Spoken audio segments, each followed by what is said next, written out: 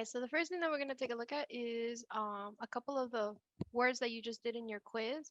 Now, I'm not going to lie to you. There is no like magical trick as to what you can do if you have absolutely no idea what these words mean. The trick to word knowledge is really just trying to learn as many words as possible. The words that we give you guys on these quizzes are words that either we know have come up on the past, are related to words that have come up on the past, or we think are connected to some of the words that you're more likely going to be asked about. Now, something that you do want to keep in mind is you shouldn't be studying only like the word that is listed as the problem. You should also be studying the multiple choice because it is very common for them to use one of the words from your multiple choice will become a question later on. So that's just two little things that I want to kind of suggest to you guys. Um, and have no shame, guys. If you don't know a word, Google it. Not only Google the definition, but Google like synonyms. Look for similar words that have similar meanings to it, and those are probably going to be easier for you to remember so you can make those connections. So, for example, in the very first one, I'm not even going to look at the word that they're asking me about. I'm going to take a look at the answer choices first. So, I want you guys in your best attempt, it doesn't have to be perfect, just like in your best attempt, what would you give me as a definition for magnificent? Like when perfect, that's something good. Right. So it's definitely something good, something that is like perfect. Okay. Wow, I just misspelled perfect in the most unperfect way possible. All right. What about pleasure? Like something pleasant, something beautiful, I should say. Something that kind of brings joy, right? Like, well, when people say it's a pleasure to meet you and stuff like that. So it's something that kind of just like brings joy somehow. Yes, ma'am. No? I said yeah. Sorry? I said yes. Oh, cool. What Yeah. about a definition for show? To describe or to tell, you know. To describe, to tell, to kind of like put on display. Yes, ma'am. Publish. Okay, publish is another good one. Yeah. And then the last one is pretend. Oh, it's an F word. I mean, I don't know how to really say it, but I can just tell you how to like spell it out Sure. if you don't mind me telling you. That's okay. It's a FEIGN. It's called Fang, something like that. That's how you say it. Yeah. Oh, So all right, feign is just all kind of right. like feign it just means like pretending is just that. It's like you're falsifying something. You're acting in a way that is not very truthful. So Yes, That's ma'am. fake. acting untruthful. All So right. with this in mind, now you can take a look at the word that they're asking you about. They're asking you about the word delighted. So which one do you think would be the best match? Pleasure. Pleasure. So delighted again has to do with like just bringing joy, like you're kind of just like delighted to be here. It's a pleasure to be here. So the best match is going to be pleasure. Cool. Next one. Same idea. Just let's look at the answer choices first. So to prove means to what? To like, uh, Demonstrate. yeah, To demonstrates. Yeah. demonstrate.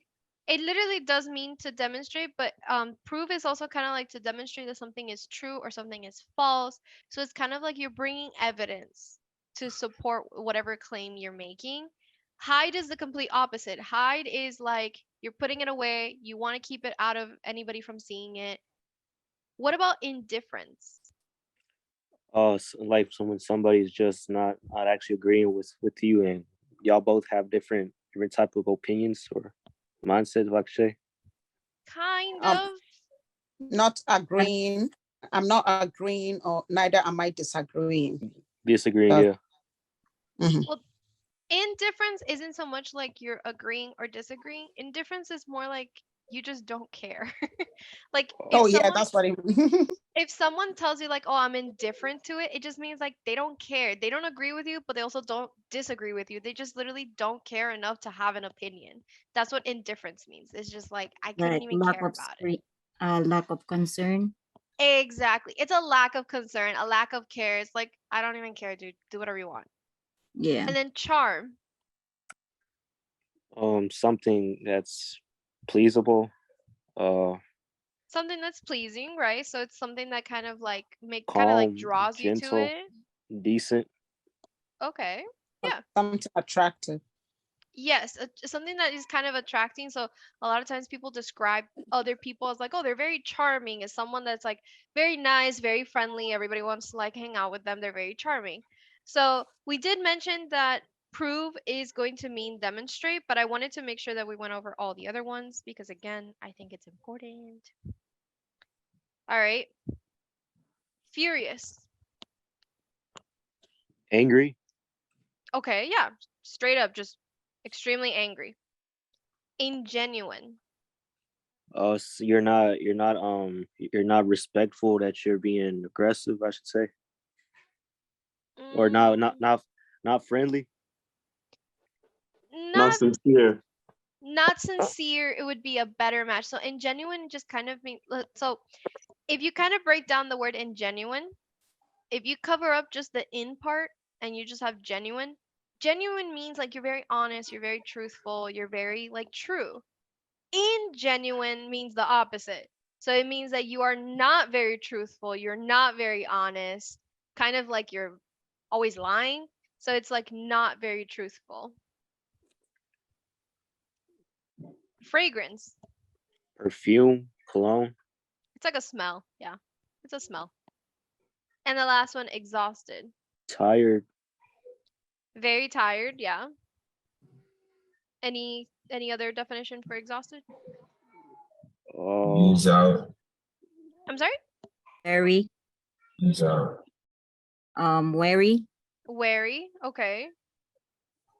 Worn out. Worn out. What about depleted? Which one would best match? exhausted, depleted, Exhausted. exhausted. Exhausted.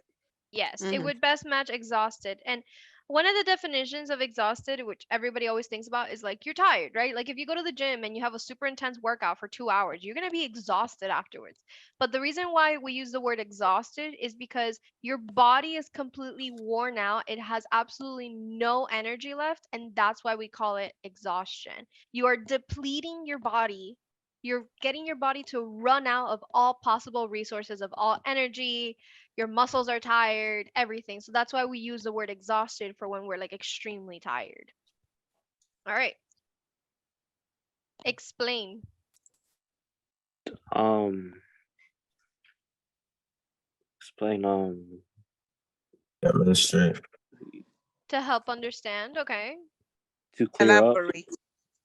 To elaborate on it, to clear up. Exactly. When you're explaining something, it's just you're providing more details so that there's a better understanding. You're elaborating, okay. Behavior. Your attitude. Yeah, Attitude. attitude. Yeah. Attitude. Yeah, attitude would be a pretty good like Conduct. general. Conduct. Yes, that's another one. Action. Actions, yeah. So your attitude, your conduct based on your actions. Okay. What about reckless? I heard Careless. like headlong. I seen a word Fearless. that's called headlong. Careless. Fearless. Okay. So reckless, you could be fearless. Careless. Careless. Okay. Yeah. So reckless is literally just like you've probably heard of people using the word reckless when it comes to someone who like didn't care and they were just doing things that you knew were going to end up badly, but they just did it anyway.